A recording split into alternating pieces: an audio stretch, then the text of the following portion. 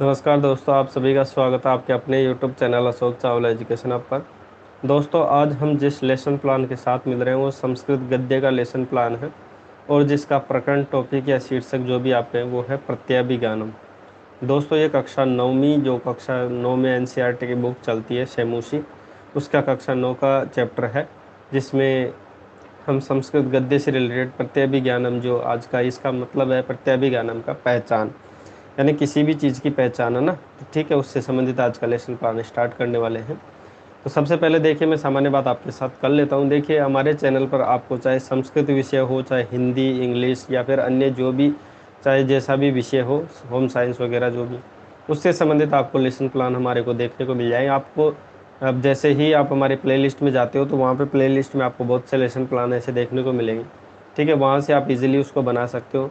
अगर किसी दोस्त को अगर वहाँ पे भी लेसन प्लान उपलब्ध नहीं हो पा रहा हो, अगर आपका कोई टॉपिक विशेष पर कोई लेसन प्लान चाहिए और वहाँ पे उपलब्ध नहीं हो पा रहा हो, तो आप हमारे को कमेंट कर सकते हैं यूट्यूब पे, या फिर हमारे जो व्हाट्सअप नंबर होते हैं वहाँ पे व्हाट्सअप कर सकते हैं, विषय वस्तु भेज सकते हैं और जल्दी से जल्दी हम वो लेसन प्लान आपको, ज़्यादा से ज़्यादा तो नहीं लेकिन 24 घंटे के अंतर्गत वो लेसन प्लान आपको प्रोवाइड करवा देते हैं हमारे चैनल के माध्यम से।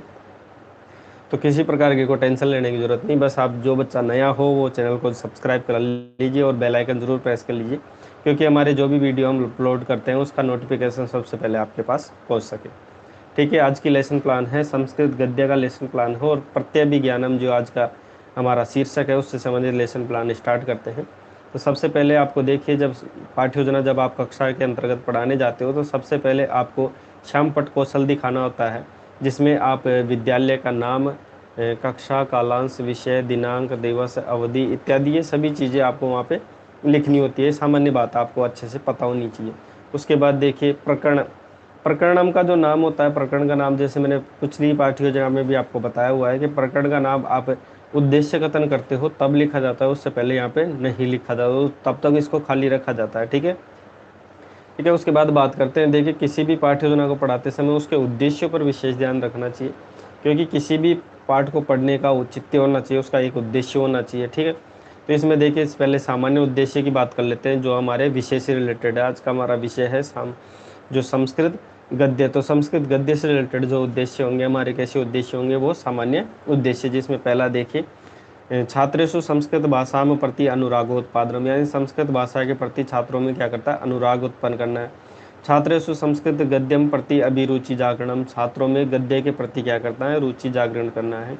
छात्राणाम शब्द भंडार से अभिवर्तनम, छात्रों का जो शब्दों का भंडार होता है उसमें नवीन शब्दों का ज्ञान करवाना। छात्रेभ्य गद्यगत दर्शनानुगुणम स्वकीय जीवने आचरणाय प्रेरणा प्रदानम, यानी बच्चों में गद्य से रिलेटेड जो भी अपने जीवन में अपनाने वाली जो भी आचरण है वो उन सभी को क्या करना, प्रेरणा प्रदान करना। छात्रेषु संस्कृत गद्य से अर्थ ग्रहणम समताया विकास, छात्रों में जिस भी शब्द होता है उस शब्द की अर्थ ग्रहण करने की क्षमता का अच्छे से विकास करना, क्योंकि अगर बच्चे में अर्थ ग्रहण की क्षमता अगर उत्पन्न हो जाती है तो बच्चा इजिली हर चीज़ को समझ लेता है। चलिए, उसके बाद बात करते हैं विशिष्ट उद्देश्य। विशिष्ट उद्देश्य हमारे होते हैं शीर्षक से रिलेटेड, या आपके प्रकरण से रिलेटेड, या आपके टॉपिक से रिलेटेड। ठीक है, इसमें देखिए, पहला उद्देश्य देखिए, छात्रा प्रत्यभिज्ञानम विषय ज्ञास्यामि, सभी छात्र प्रत्यभिज्ञान जो आज का विषय है उसके बारे में जान सकेंगे।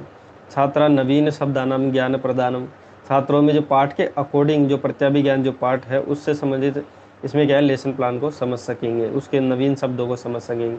पाठ माध्यम सबकी आचरण सकारात्मक अभिवर्धनम, यानी पाठ के माध्यम से अपने जीवन में जो आचरण है उस आचरण में सकारात्मक वृद्धि कर सके, ऐसा इसका मुख्य उद्देश्य होना चाहिए। ठीक है, ये हो गए हमारे उद्देश्य। चलिए, उसके बाद देखिए, इस पार्ट से रिलेटेड मैं बता भी दूँ, ये पार्ट अपन ने पहले भी पढ़ रखा है। जो इस पार्ट का जो लेसन प्लान है उसके प्रकरण थोड़ा चेंज था। हमने जब किसी लड़की का एक कमेंट आया था जो कि गुजरात बोर्ड से थी, तो गुजरात बोर्ड में यही पार्ट चलता है, वो दष्ट्या गोकर्णम स्वंतम के नाम से चलता था। सेम वही पार्ट है, पूरा चैप्टर वही है, पूरी प्रोसेस अंतर से भी वही है, पाठ्य वस्तु और विषय वस्तु भी सेम ही है। बस उसमें क्या है, उसका जो पार्ट का नाम है जो गुजरात बोर्ड के अकॉर्डिंग चलता है, तो गुजरात बोर्ड के अकॉर्डिंग उसका पार्ट का नाम था दृष्टया गोगर्णम स्वंतम, तो उसके अकॉर्डिंग हमने ये लेसन प्लान बनाया हुआ है। आज जो हमारा जो प्रत्यभिज्ञानम, जो वही सेम प्रोसेस है, बस इसमें क्या है, जो विषय वस्तु है वो सेम रहेगी, बस आपका पाठ का जो प्रकरण नाम है वो थोड़ा चेंज है। तो पूर्व ज्ञान देखिए, इसमें शिक्षण संबंधित सहायक सामग्री के बारे में बात करेंगे। इसे हम टीचिंग एड भी कहते हैं। जैसे सुधाखंड आपका चौक हो गया, श्यामपट आपका ब्लैक बोर्ड हो गया, मार्जनी आपका डस्टर हो गया, संकेतक आपका पॉइंटर हो गया, और आकुंचन फलक आपका लपेट फलक हो गया। ये सभी चीज़ें क्या है कि टीचिंग एड कहलाती है। उसके बाद पूर्व ज्ञान, सर्वे छात्रा समानतया प्रत्याभिज्ञानम, सामान्यतः यानी सामान्य रूप से, प्रत्याभिज्ञानम यानी जो पहचान की जाती है उससे संबंधित सामान्य जानकारी रखते हैं। तो छात्राध्यापक अगला कथन करता है वो है प्रस्तावना प्रश्न। इसमें छात्राध्यापक द्वारा कुछ ऐसे प्रश्न किए जाते हैं जिसमें छात्राध्यापक अपना टॉपिक या शीर्षक निकलवा सके, और छात्र क्रिया में छात्र क्या करता है, उन प्रश्नों का उत्तर देने का प्रयास करता है। जैसे कि मैंने पहले बताया, इसमें छात्र बाध्य नहीं होता। छात्रों का ऐसा नहीं है कि कोई प्रश्न का उत्तर नहीं आ रहा हो तो आप उससे जान के ही रहेंगे, ऐसी कोई बात है उसमें।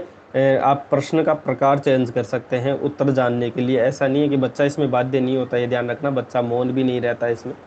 बच्चे से आप अपना उत्तर निकलवाने के लिए प्रश्नों को परिवर्तन चेंज कर, प्रश्नों का तरीका चेंज कर सकते हैं। ऐसा नहीं है कि बच्चे से वो मजबूरन आप पूछें, क्योंकि बच्चा इसमें स्वतंत्र होता है। पहला प्रश्न देखिए प्रस्तावना प्रश्न का, संस्कृत से प्राचीन पुस्तकम नाम के, संस्कृत की जो प्राचीन पुस्तक है वो कौन कौन से, रामायण महाभारत इत्यादि भी आप लिख सकते हैं। दूसरा दूसरा देखिए महाभारत से युद्धम कयो मध्य अभवत, जो महाभारत का युद्ध हुआ था किस किस के मध्य हुआ था, तो कौरव पांडवों के। तीसरा देखिए अर्जुनस्य पुत्रस्य नाम के, अर्जुन का पुत्र क्या नाम था, तो अभिमन्यु। अभिमन्यु तथा च अर्जुनम प्रत्याभिज्ञानम आसीत की, जो अभिमन्यु का और अर्जुन और अभिमन्यु का जो प्रत्याभिज्ञान पहचान है वो हुई थी, तो किस प्रकार हुई थी, तो इसमें संभावित तो बच्चा उत्तर दे देंगे, क्योंकि बच्चा इसमें पूरी डिटेल्स जानता नहीं है। तो बच्चा जितना जानता है उतना देता है। किसी बच्चे को होता है पूर्व ज्ञान के अकॉर्डिंग, अगर कुछ नॉलेज है तो वो बताएगा, नहीं हो तो छोड़ देगा, ठीक है। उसके बाद छात्र अध्यापक अपना काम करेगा, जो कि अगला कथन है उद्देश्य कथन, कि प्रियांश छात्रा अद्य वयम प्रत्याभिज्ञानम विषय विस्तृतम अध्ययन करिष्यामि, कि प्रिय छात्रों आज हम विस्तृत अध्ययन करेंगे प्रत्याभिज्ञान विषय पर। ऐसे कहते हुए छात्र अध्यापक ब्लैक बोर्ड पर जो प्रकरण का नाम खाली रखा था वो अभी समय पूर्ण कर देता है, उससे पहले नहीं करता है, जैसे कि मैंने पहले बताया।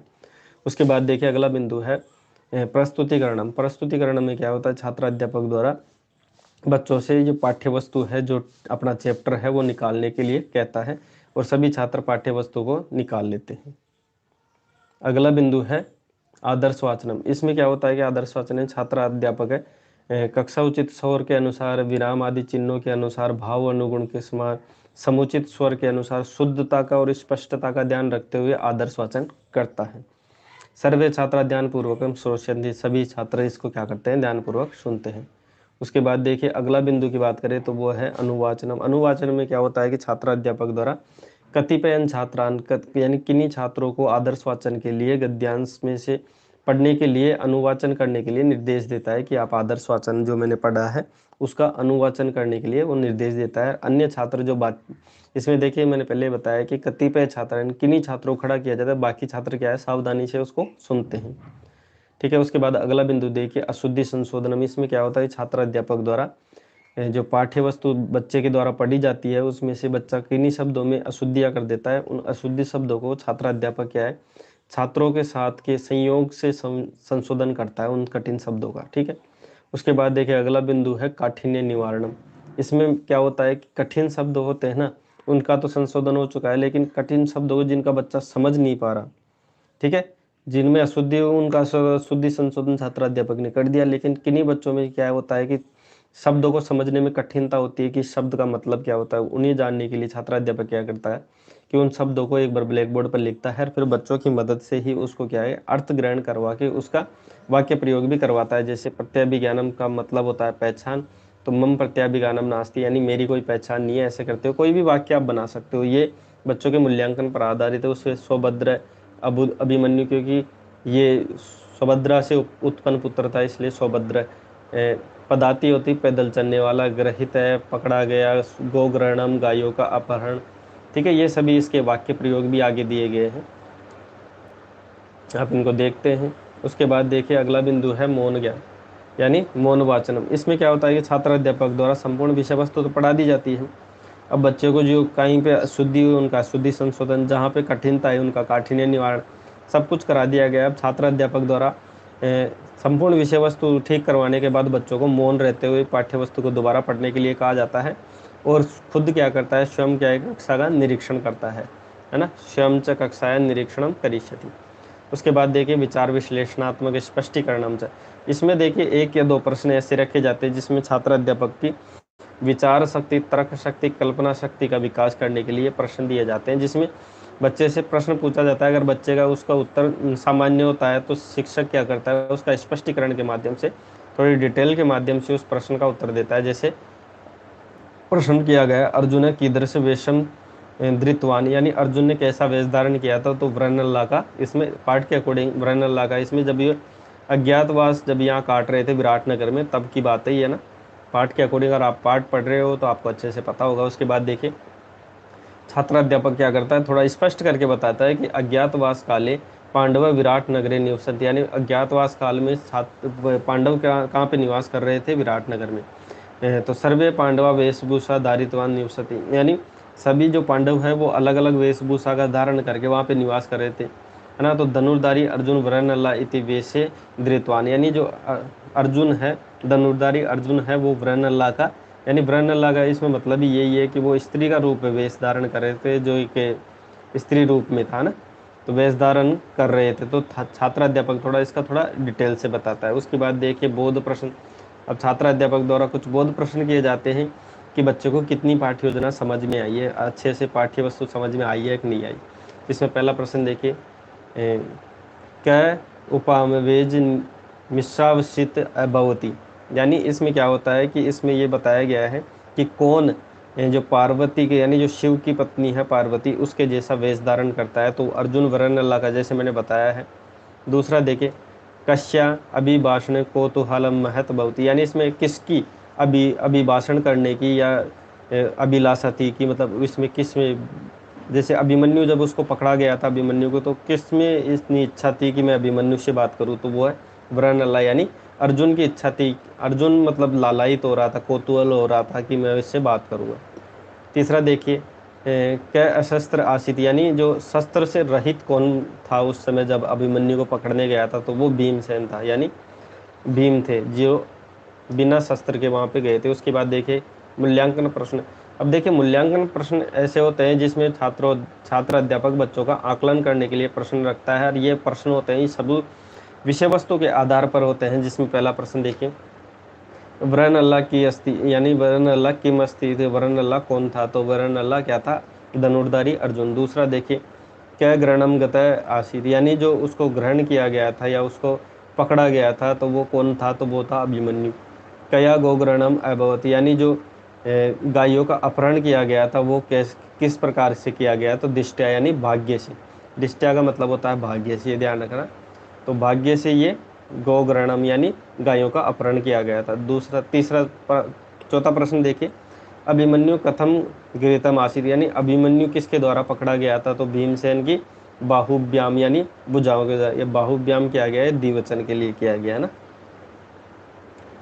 उसके बाद देखिए पांचवा प्रश्न देखिए, इतः इतः इतः कुमार किम कथ्यते, यानी जो ये इतः इतः कुमार है, ये जो लाइन है वो किसने कही थी, तो ये वृषणल्ला यानी अर्जुन ने कही थी जब वो पकड़ा गया था अभिमन्यु। उसके बाद देखिए हमारा अंतिम बिंदु आप कह सकते हो गृह कार्य यानी होमवर्क। दिष्ट्या गोग्रहणम स्वंतम विषय संक्षिप्तम वर्णनम कर्त्वा आगच्छन्तु, कि सभी छात्रों को ये निर्देश दिया जाता है, बच्चों का क्या है कि पाठ का रिवीजन हो सके, बच्चे पाठ का रिकॉल कर सके, ऐसा प्रश्न इसमें रखा जाता है कि दिष्ट्या गोग्रहणम स्वंतम विषय संक्षिप्तम वर्णनम कर्त्वा आगच्छन्तु, कि प्रिय छात्रों ये दिष्ट्या गोग्रहणम यानी गायों का जो अपहरण भाग्य से किया गया है वो सुखदायक रहा।